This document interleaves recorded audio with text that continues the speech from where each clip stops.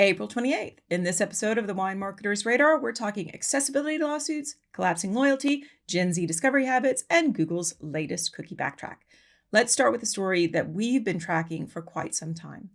Last week, the FTC finalized a $1 million settlement against Accessibility, the company behind those ubiquitous accessibility overlays. They claim their plugin could make any website fully WCAG compliant with just a few clicks. Except it couldn't. Now, Accessibility has been fined $1 million and banned from making compliance claims without hard proof. They've been barred from misrepresenting endorsements and forced to stop promoting fake independent reviews. This is not a slap on the wrist. This is a clear signal that accessibility shortcuts, especially the kind sold as simple overlays, will not cut it anymore, not for regulators and not for customers. Why does this matter for wine brands? Well, a lot of wineries have been sold on these same shortcuts, especially overlays like Accessibility's. Vendors promised that a plugin could make your site ADA compliant. They made it sound easy, protected, one and done. You're safe, except you're not. At 5 Fours, we've been warning wineries about this for years. True digital accessibility is not a feature you can add after the fact. This is a commitment that's baked into the way your website is designed, built, and maintained. Overlays do not make your site compliant, they don't prevent lawsuits, and they don't deliver real usability for the people who actually rely upon assistive technologies. Our CTO, Michael Bourne, has really led the charge in setting a higher standard for winery websites. You can find his articles on this topic all over the 5 Fours blog. Remember, accessibility is not a nice to have. This is a non-negotiable. If your website told you that an overlay was enough to protect you, you need to start asking some questions. Now let's talk about what it actually takes to engage today's customers. The latest SAP Consumer Product Engagement Report shows just how much harder it's getting to win and to keep customer attention. Here's what the data is telling us. 65% of marketers say consumer behavior is becoming harder to predict. 69% say it's becoming harder to engage meaningfully with customers. And from the customer side, 57% have switched to cheaper store brand alternatives for the products they used to buy. Loyalty is eroding, and the cost of living pressures are rewriting buying habits across all categories. At the same time, consumers do still want meaningful engagement. 42% of consumers want personalized deals and offers. 27% want brands to help them discover products they didn't even know that they love. But here's the disconnect. While brands are prioritizing big investments in e-commerce and automation, consumers are still leaning into email, websites, and social content when they engage. They want convenient, content-rich experiences, not just more touch points, but better touch points. Wine marketing cannot rely on old loyalty assumptions anymore.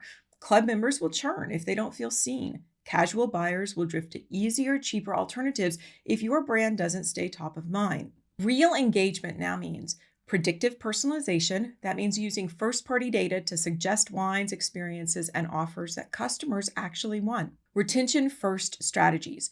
So this is something like exclusive early access, loyalty rewards that feel personal, members-only content that makes somebody feel like they belong, and tight omni-channel storytelling. This is connecting your email, site, social, and SMS all into one coherent journey, not just scattered pieces of content. And it means paying attention to the channels that actually drive action. Email, smart web experiences, meaningful social presence. Don't just add more noise. The takeaway, customers are cutting back on luxuries. They're scrutinizing value and they're getting choosier about where they spend their attention as well as their money. If your winery's marketing isn't deeply tuned into their real life behaviors, not just a marketing calendar, you're going to lose them. The winners will not be the loudest brands. They'll be the ones who listen. They make it easier and more rewarding to stick around. Speaking of customers evolving, let's talk about Gen Z.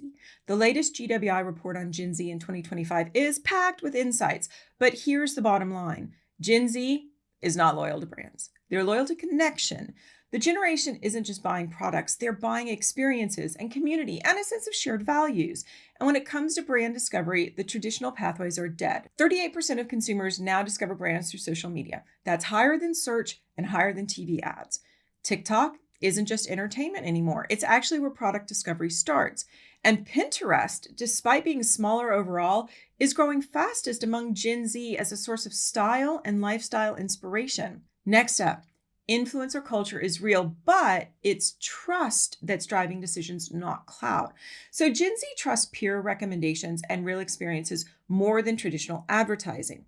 But authenticity is not negotiable. Scripted influencer placements or heavy-handed ads are backfiring on brands quickly. And when it comes to values, Gen Z expects brands to be sustainable, inclusive, and transparent. But they're not looking for lectures. They want your brand to do the work behind the scenes. Don't make activism another marketing angle. If you want their attention, you can't rely on prestige, awards, or even tradition. You need content that feels shareable and human and emotional, stories that invite curiosity and connection, not just push product, and experiences that welcome, and this is super interesting, solo travelers, flexible drinkers, and first-time tasters, not just affluent collectors or future club members. The takeaway, Gen Z is not interested in perfect moments. They travel solo, they discover wine casually, they build brand relationships long before they step foot in your tasting room. If you want their loyalty, don't chase their attention with louder ads. Work on building trust, spark conversation, create experiences worth discovering, and more importantly, show up where their curiosity already lives, because they're not looking for brands to invite them in. They're looking for brands that they already feel a part of. Now, onto another twist in the saga of online privacy and why first-party data matters more than ever. Last week, Google quietly announced it's ditching plans for a standalone third-party cookie opt-out button in Chrome.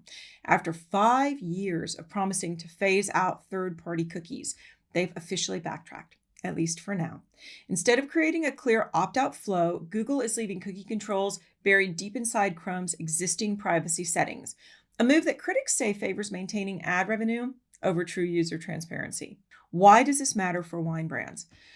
Well, in short, cookies aren't disappearing as fast as we all thought, but that doesn't mean business as usual. Cookies are going to linger, but they're no longer the reliable backbone of digital marketing that they once were.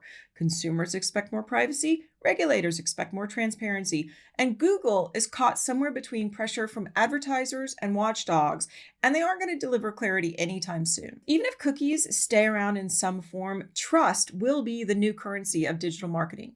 The big takeaway: this announcement doesn't buy you more time to wait and see. This is a flashing sign that says you have to stop renting audiences. Start owning your customer relationships now with data that they willingly, enthusiastically trust you to hold. That's it for this week. If you need help with your wine marketing, head over to fiveforest.com.